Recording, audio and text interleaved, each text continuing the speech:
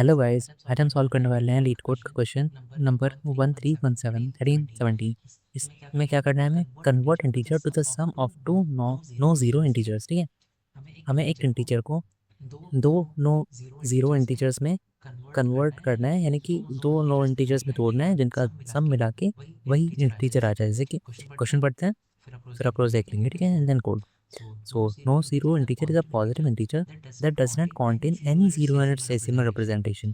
तो ये कह रहा है नो ज़ीरो एक ऐसा नंबर है जिसमें ज़ीरो ना आए। ठीक है, यानी कि जैसे 10 हो गया, 100 हो गया, 101 हो गया, 102 हो गया, उसमें जहाँ पर भी ज़ीरो आ रहा है ऐसा इंटीजर हमें नहीं चाहिए। ठीक है, so given an integer n, return a list of two integers a and b where a and b are no zero integers।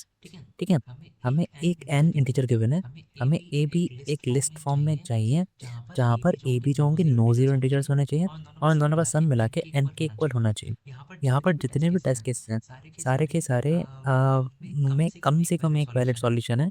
ज़्यादा होंगे तो आप कोई सा भी रिटर्न कर सकते हो। ठीक है, तो यहाँ पर हम एक तरीके से एग्जांपल लेके देखते हैं। जैसे कि एन अगर हमारा यहाँ के तो देख ही रहे हैं, एन इज टू होता है तो 1 + 1, लेट से एन इज टू 11 है, जैसे कि हमें सेकंड एग्जांपल में गिवन भी है। तो देखते हैं 2 + 9 एक सॉल्यूशन हो गया, लेकिन ये आया कैसे? ठीक है, हम एक अल्टरनेटिव अप्रोच यूज़ कर सकते हैं। ठीक है, जिसमें हम क्या कर रहे होंगे कि पहले हमने 1 सेलेक्ट किया, एक नंबर। ठीक है, दूसरा नंबर क्या बचा? वो बचा 10। ठीक है, 1 गया और 10, लेकिन जो 10 नंबर है ये एक नो ज़ीरो नंबर नहीं है। ठीक है, तो यहाँ पर ये हो गया गलत। ठीक है, अब दूसरा नंबर लिया हमने 2, इसके साथ मतलब 2 + क्या होना चाहिए? 9। सो यहाँ पर जो 9 है वो हमारा क्या नाम है, अगर आप ध्यान से देखेंगे तो कोई नो ज़ीरो इंटीजर नहीं है, तो ये पहला नंबर हमें मिल गया, तो एक वैलिड भी है ये। ठीक है, तो ये चलेगा। ठीक है, अगर हम नेक्स्ट एग्जांपल की बात करते हैं, लेट से n = लेते हैं हम 1010, ये ले लेते हैं। तो हम ऐसे ही अगेन करेंगे, 1 + कितना हो जाएगा? 1 0 0 9 हो जाएगा। ठीक है, तो हम देखते हैं कि ये तो पॉसिबल नहीं है। ठीक, ये पॉसिबल नहीं है क्योंकि 1009 में एक नो मतलब एक ज़ीरो है प्रेजेंट है, एटलीस्ट ज़ीरो प्रेजेंट है। ठीक है, तो अभी हमें एक चीज़ देखनी होगी कि 1000 तक तो इसमें सारे में ज़ीरो होगा ही होगा। ठीक है, लाइक यहाँ पर अभी खाली छोड़ देते हैं। यहाँ पर अगर हम ध्यान से देखें तो 1000 तक तो कम से कम एक ज़ीरो प्रेजेंट ही है, तो उससे एक कदम पीछे चले जाते हैं, 999 पे चले जाते हैं। तो यहाँ पर क्या आ रहा होगा? तो प्लस करके देखते हैं तो यहाँ आ रहा है 11। ठीक है, तो ये कितना हो गया? ये भी एक मतलब ये नो ज़ीरो इंटीजर नहीं है, तो ये एक वैलिड इंटीजर है। ठीक है, तो इसी तरीके से हम अल्टरनेटिवली एक चेक करके भी कर सकते हैं कि फर्स्ट वाले को एलिमिनेट कर दिया इतना पार्ट, एंड दूसरे वाले में मतलब चेक कर लिया कि वो उसमें नो ज़ीरो तो प्रेजेंट नहीं है। अगर नो ज़ीरो प्रेजेंट नहीं है, दोनों दोनों का सम मिलाकर एन आ रहा है, तो वो एक वैलिड है, तो उसे हम रिटर्न कर सकते हैं। तो एक बार मैं इसका कोड लिख के दिखा देता हूँ। एक इसके लिए हम हेल्पर फंक्शन डालेंगे जो कि नो ज़ीरो को बता रहा होगा कि हाँ नंबर नो ज़ीरो है या नहीं। तो function to find no zero. ठीक है, ठीक है, एक ही फंक्शन हो गया।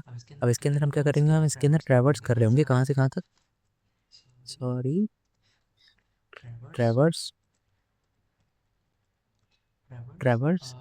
From 1 to n। Okay, 1 to n-1 जा रहे होंगे, सॉरी। ठीक है, 1 से n-1 जा रहे होंगे, और इसमें हम क्या कर रहे होंगे, हम चेक कर रहे होंगे if both are no zero then return these.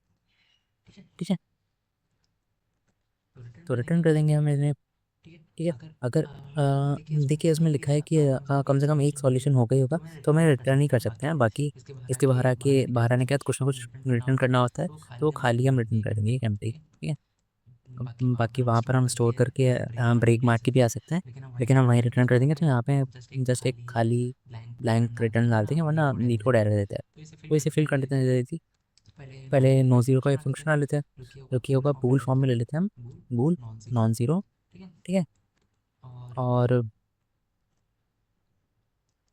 Late से यहाँ पर हम कोई एक इंटीजर ले रहे होंगे और चेक करने के लिए, और जब तक हर उसकी वैल्यू को चेक करेंगे क्या ज़ीरो प्रेजेंट है उसमें, तो एक एक करके उसकी वैल्यूज़ को उठाएंगे, मतलब एक एक करके उसके डिजिट वाइज उठाएंगे। ठीक है, इफ़ एक्स मॉडलो 10 इसको 0, अगर ऐसा है तो यहीं पे रिटर्न कर दो फॉल्स और कुछ मत करो। ठीक है, अगर ऐसा नहीं है तो x = x/10 कर दो।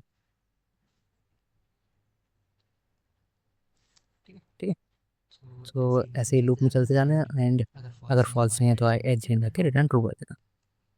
ठीक है, अब करेंगे हम ट्रैवर्स फ्रॉम 1 से लेकर n-1 तक फॉर लूप एंड a = 1 से लेकर a is less than n तक जाना है एंड a हमेशा प्लस प्लस करते रहना है। ठीक है, हाँ ठीक है, अभी ये हो गया।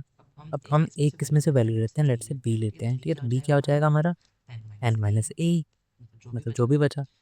अब चेक करेंगे कि अगर हमारे जितने भी एलिमेंट हैं, क्या नाम है, अगर दोनों ही a और b दोनों ही नो ज़ीरो एलिमेंट हैं, चेक कर सकते हैं। इफ़ नो ज़ीरो, फंक्शन का नाम नो ज़ीरो था, इफ़ नो ज़ीरो a, ठीक है, एंड साथ ही साथ नो ज़ीरो b। ठीक है, यानी कि दोनों दोनों नो ज़ीरो हैं एंड दोनों का सम भी वही है, तो हम रिटर्न कर देंगे a और b को, return a, b, that's it.